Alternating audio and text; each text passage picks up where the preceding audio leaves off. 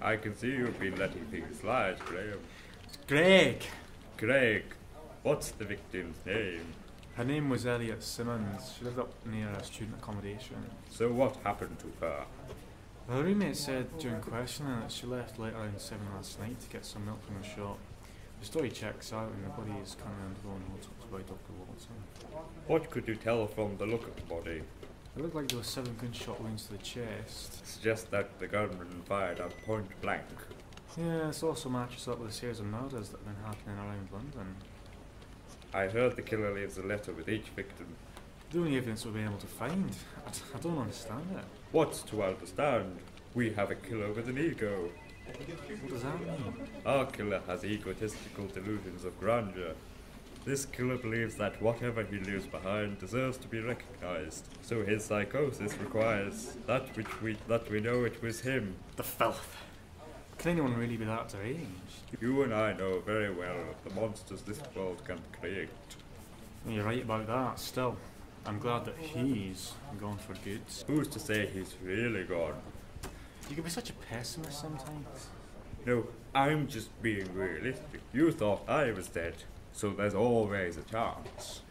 Yeah, well that's different. I mean, you're some sort of genius psychopath and he's just a psychopath. I doubt anyone survives a gunshot wound through the head. 1. There are many ways a wound like that can be faked. And 2. I'm not a genius psychopath. I am a high-functioning sociopath. Do your research, Graham. Greg! What were the letters? Nothing useful, just some blank piece of paper. There were no fingerprints of whoever did this knew exactly how to cover their tracks. And the only thing linking the last 4 murders together are the letters that we can't find a bloody thing on them. So you've reached a dead end. Why else would I call you in? Because you recognize my superior skills as an investigator.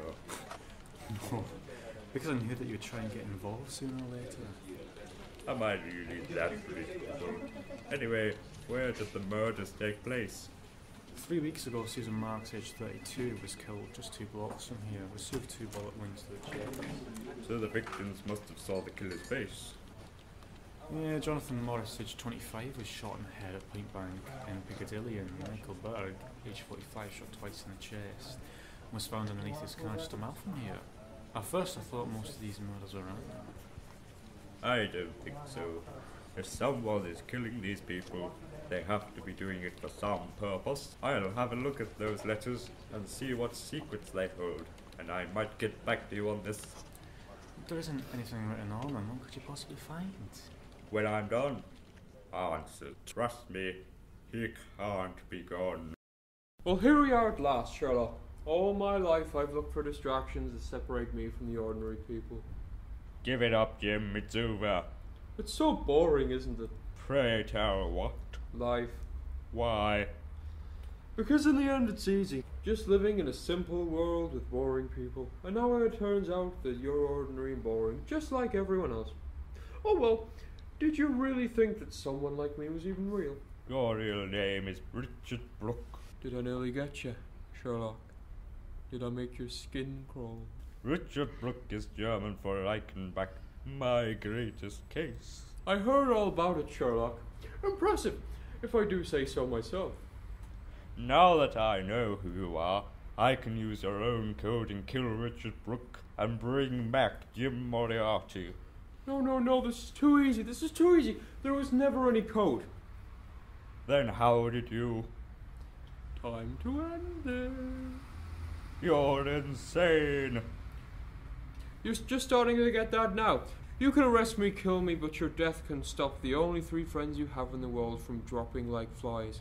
This is how your story ends. How right you are, Sherlock.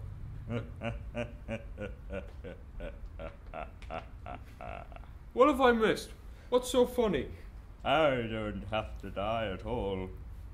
I know there's a recall device for the murders. You... Oh, you think I'll call him off? You think you can do it? Well, your brother couldn't. Well, I'm not my brother, am I? Oh, you talk big, but you're just an ordinary guy pretending to be all high and mighty. I may be all high and mighty, but I'm not like you. No, you're not, but thank you. Thank you for all this. If I'm still alive, you can still save them. It's your way out, but good luck.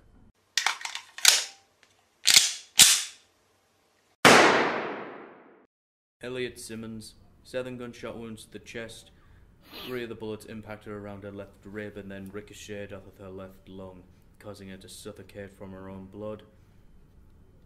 This suggests that the shooter fired from a distance at first. Several abrasions can also be found around her right arm and left shoulder. Suspects that the killer grabbed a hold of her at first. 4 more bullets were found around her lower vertebrae. Meaning the shooter killed her. We know this already, John. Could you at least let me finish recording my notes? This is important towards the investigation. I find this dubious and boring. How do you find it boring? All I need are the details, such as what gun was used, where the letter was placed on the victim, and what content I can find from the letters. What I don't need is this woman died in whatever scenario it happened in. Fine. If you're so smart, why don't you tell me? The bullets recovered suggest the killer used a modern firearm with bullets that match that of a Ghost TR-01, usually made in Turkey, so whoever did this has either spent time around the world or decided to buy an illegal import. You could have told the police about this hours ago and saved us some time.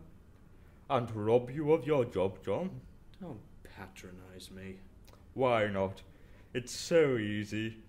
If you're so good with identifying people, why can't you identify the killer? Bored.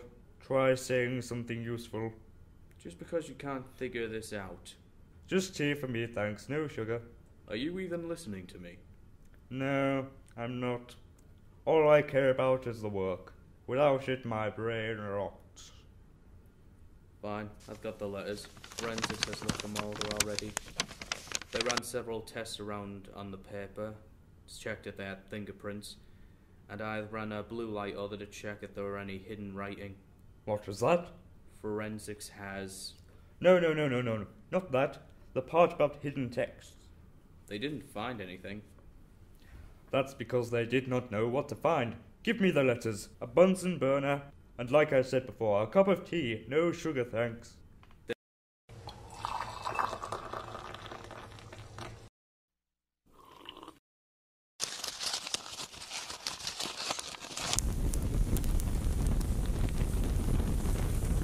There's text on the paper. This type of ink cannot be detected normally. It can only be seen under high temperatures. These letters weren't some form of psychotic ego. They were a message. To whom? To me. But how? No time to explain. We have somewhere to be. Where? Just move and we'll have our killer. Where could the killer be now, Sherlock? Isn't it obvious, Watson? The killer never left our side.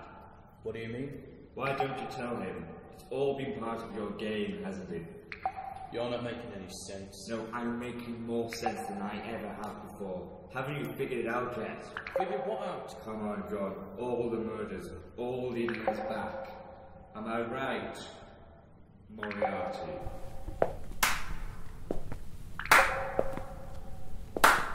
Did you get my love letters? You're supposed to be dead. Well, if he came back from the dead, why can't I? People have died. We both know that's what people do, Master Sherlock. Will somebody please mind telling me what's going on? He should be dead. He shot himself on the roof. Oh, John, aren't you very observant? Why don't you tell me, Sherlock? I bet you're dying to. He was never dead, John. He shot himself through the head. I should know. I examined him. How can he be standing here? The body you identified was not Moriarty at all. It was Richard Brooke. What? Yes, you're figuring it out. Keep up, John. Richard Brooke was a person, not a persona. Somewhat of a comeback in the stage that you and I both love so dear. Aren't ordinary people so adorable? It would be funny if it wasn't so pathetic. And what would you hope the end result of this plan be? My dear Sherlock, isn't it obvious? You need me or you're nothing. Because we're just alike, you and I. Except you're boring. What about the murders? Well, you see, that was to get a dear Sherlock here involved. I knew he could never resist a murder case, and I always enjoy a game with the great Sherlock Holmes. Shut up. You're in no position to be making any demand. You're not going to kill us. Oh, I wouldn't dream of it. I've got plans for the future that are going to happen. What would be the point of it all? Well, I'm afraid I can't answer that now, but I'll leave you with this. I can imagine us doing this for a very long time, Mr. Holmes.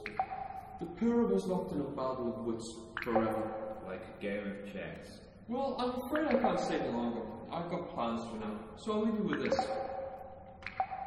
Don't move, Sherlock Holmes.